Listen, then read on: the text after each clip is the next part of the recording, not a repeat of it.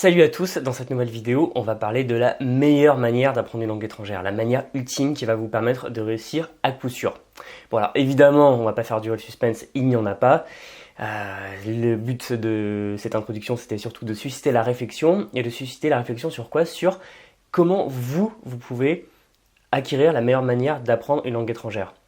Parce que beaucoup de personnes en fait recherchent la meilleure manière avec un la majuscule en italique, vraiment le système qui va fonctionner pour tout le monde ou qui va fonctionner miraculeusement sur chaque personne, enfin, qui va vraiment donner des résultats ultimes. Et beaucoup de sociétés essayent de développer la meilleure manière d'apprendre en vantant les mérites, en disant que leur produit c'est celui qui permet à tout le monde d'apprendre une langue étrangère. Voilà, donc ça c'est normal de rechercher une sorte de saint graal, de pierre philosophale de l'apprentissage, mais à mon sens, l'intérêt de la chose ne réside pas là-dedans, ça ne réside pas dans une méthode unique, parce que la recherche de la méthode unique c'est un écueil. C'est un écueil parce que vous allez passer beaucoup de temps à chercher la méthode, l'appli qui fonctionne pour vous, mais à la fin vous allez rien trouver parce qu'il n'y a pas de système sur mesure. Donc peut-être demander à un pédagogue de haute volée qui parle couramment votre langue cible, qui sait l'enseigner, de vous créer un système sur mesure, peut-être que ça pourra marcher, mais c'est quand même beaucoup de recherche pour pas grand chose.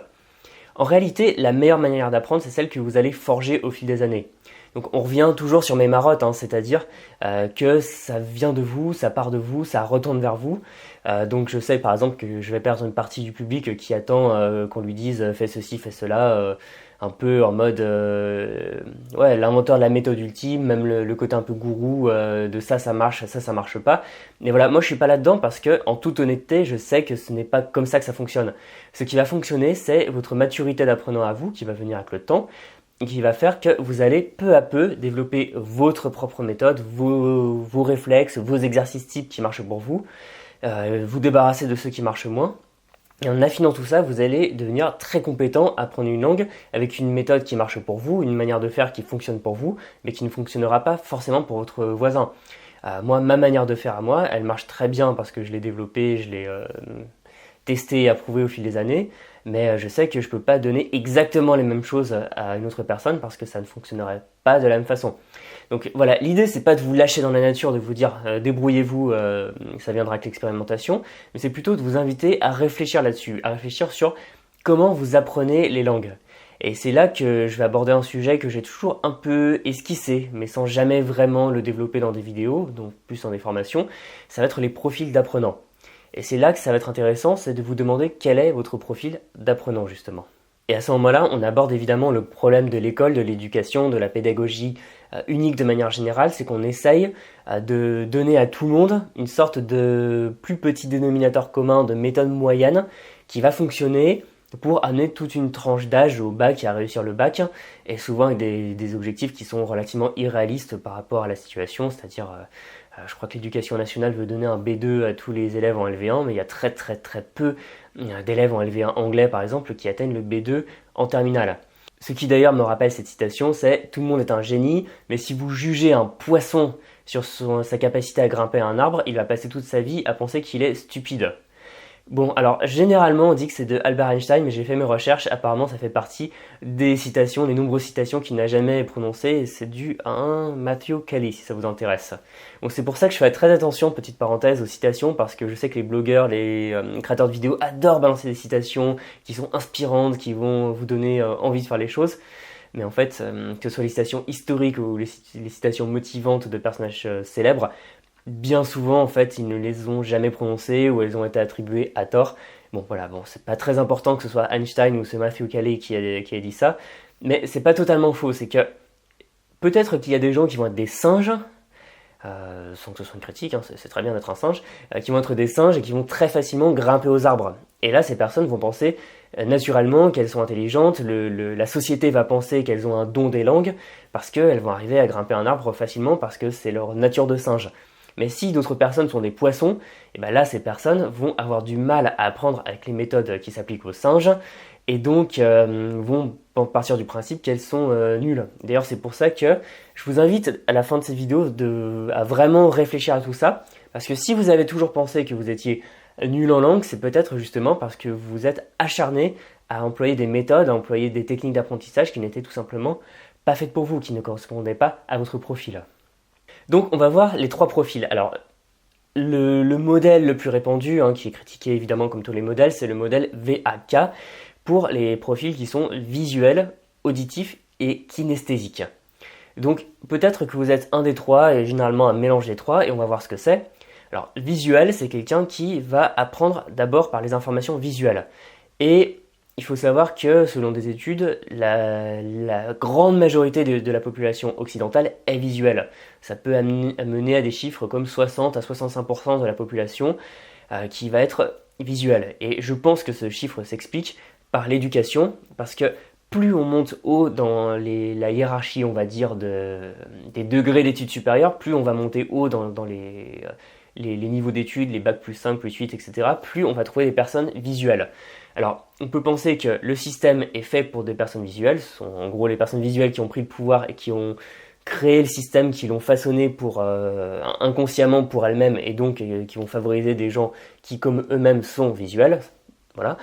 Ou simplement le fait d'étudier sur des supports visuels, c'est-à-dire des polycopiés, regarder des films en cours, ça va vous influencer et vous façonner, parce que j'avais vu aussi une étude qui a été faite en Guyane et qui montrait qu'une grande partie des enfants apprenants étaient en réalité plutôt kinesthésiques, et que par contre en Guyane, quand on montait aussi dans les échelons des études supérieures, on tombait sur beaucoup plus de visuels. Donc voilà, il n'y a pas forcément d'explication à ça, d'explication en tout cas claire et nette et définie, mais voilà, on est dans une société qui est très visuelle parce que vous me regardez avec votre écran, vous allez peut-être aussi lire des articles sur mon blog, on a des machines comme les téléphones, les tablettes, etc. qui font qu'on est toujours scotché à regarder des informations, à regarder des vidéos, à lire des textes. Donc la majeure partie des gens sont visuels, et si c'est votre cas, vous avez gagné le jackpot, parce que la plupart des formules d'apprentissage sont avant tout basées sur le visuel, parce que la plupart des gens, encore une fois, sont visuels.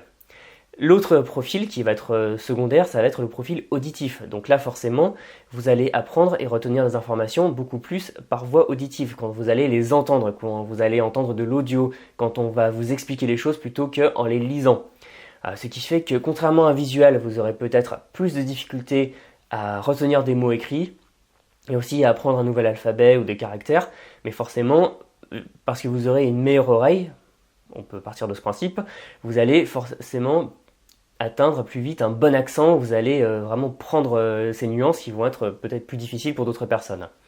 Le troisième et dernier profil, ça va être le profil kinesthésique. Donc là, on évoque une idée de mouvement, et c'est le profil minoritaire dans nos sociétés, mais voilà, qui n'est pas non plus à négliger, parce que c'est tout ce qui va avoir un lien avec le toucher, c'est-à-dire les gens qui apprennent en manipulant des objets. Les gens par exemple très bricoleurs sont des gens qu'on peut qualifier de kinesthésiques. Donc voilà, vous allez faire partie d'un de ces profils ou mélanger un de ces 3 profils. Et ce que je vous invite à faire, c'est de par exemple prendre une feuille de papier et de vous poser la question, prendre des notes sur comment vous apprenez, comment vous retenez des choses en dehors de l'apprentissage, en dehors de tout ce que vous avez appris à l'école. Par exemple, quand on vous donne une information, comment est-ce que vous allez la retenir? Est-ce qu'il faut qu'on vous l'écrive? Est-ce qu'il faut qu'on vous la dise, ou est-ce qu'il faut que vous l'écriviez vous-même? Et là, on aura bien sûr les profils visuels pour voir les informations comme ça, sous vos yeux. Le profil auditif, quand on va vous donner les informations au format oral, et s'il faut les réécrire, c'est plutôt un profil kinesthésique. Donc laissez tomber tout ce que vous avez appris à l'école, parce que l'école vous a formaté, peut-être pas de la manière qui vous correspond, et demandez-vous comment vous apprenez. Et à partir de là, vous allez pouvoir y réfléchir et réinjecter ça dans votre apprentissage d'une langue étrangère.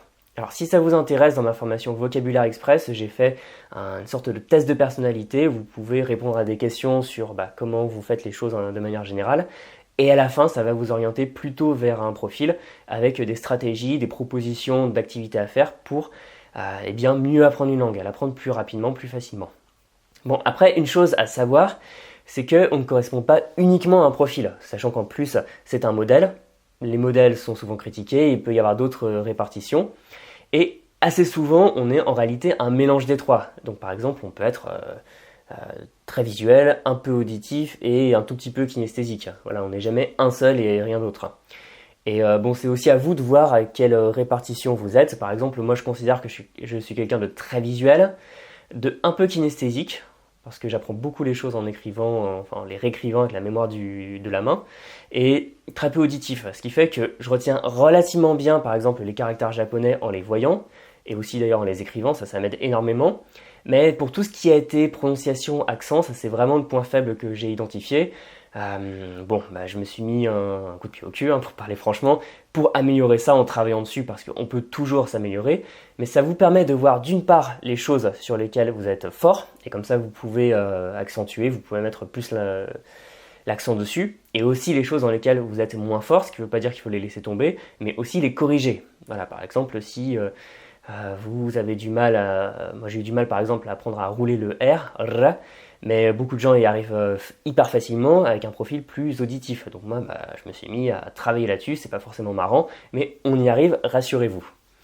Donc voilà, à la fin, vous allez avoir, après vos réflexions, un échantillon de ce que vous êtes, plus ou moins visuel, auditif, kinesthésique, et même autre chose, parce que il y a même d'autres choses qui rentrent en considération, d'autres types de profils. Par exemple, je remarque que je suis quelqu'un de très analytique, c'est-à-dire que je tombe sur une phrase, je comprends assez facilement la grammaire. Pour moi, apprendre de la grammaire, ça pose jamais vraiment de problème, alors que pour d'autres personnes, comprendre la phrase, c'est mystique, c'est ésotérique.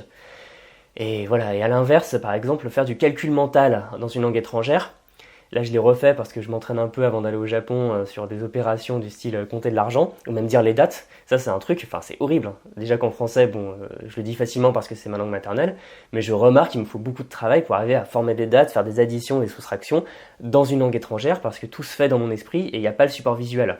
Voilà. Et donc vous allez pouvoir voir comment vous apprenez et vous créer un petit peu des activités sur mesure. Et même, pourquoi pas choisir des méthodes, parce qu'on me demande souvent quelle est la meilleure méthode pour apprendre une langue. Voilà, encore une fois, question insoluble. Mais par exemple, si vous avez un profil très auditif et que la plupart des méthodes ne fonctionnent pas pour vous, allez plutôt vers des méthodes du type Pimsleur, Michel Thomas, où vous allez tout avoir sous format auditif. D'ailleurs, moi je l'utilise. J'utilise par exemple la méthode Pimsleur pas mal parce que ça me permet de développer un peu mon oreille, me forcer un peu à la travailler. Mais par exemple, si vous êtes très auditif, ça peut très bien marcher parce que vous allez vous débarrasser de l'écrit, du format visuel qui est pas très bon pour vous, et avoir beaucoup d'auditifs que vous allez bien retenir. Donc comme ça va vous aider vraiment à peaufiner votre apprentissage et à le rendre plus performant, donc apprendre plus rapidement, plus facilement la langue de votre choix. Et bien sûr, pour terminer sur ce point, n'hésitez pas aussi à mélanger tout ça parce qu'on est, encore une fois, un peu des trois. Donc par exemple, si vous faites des cartes mémoire pour réviser votre vocabulaire, vous pouvez mettre sur le format écrit, vous pouvez écrire le texte. Vous pouvez aussi rajouter une photo, comme ça aide votre aspect visuel. Vous pouvez mettre le son, un enregistrement audio du mot que vous apprenez ou de la phrase que vous apprenez pour votre profil auditif. Et à la fin, par exemple, vous pouvez réécrire ce que vous voyez, comme ça vous avez la mémoire du poignet, même utiliser, je sais pas, des cartes mémoire en carton, ou par exemple ce qu'on appelle cette marque de cartes mémoire qui s'appelle les Flash Sticks, et que vous pouvez coller partout, et comme ça vous pouvez les voir sur tel objet, les prendre, les mettre, voilà, tout un travail manuel, même utiliser, je sais pas, des jeux, il y a des jeux pour les langues, et vous pouvez combiner tout ça. Donc, pour terminer sur cette vidéo, pratiquez, testez, et au final, ça va finir par venir. Vous allez trouver la méthode qui va faire que vous allez être bon en langue. Le don des langues, c'est jamais que ça, c'est d'arriver à trouver sa manière d'apprendre qui fonctionne.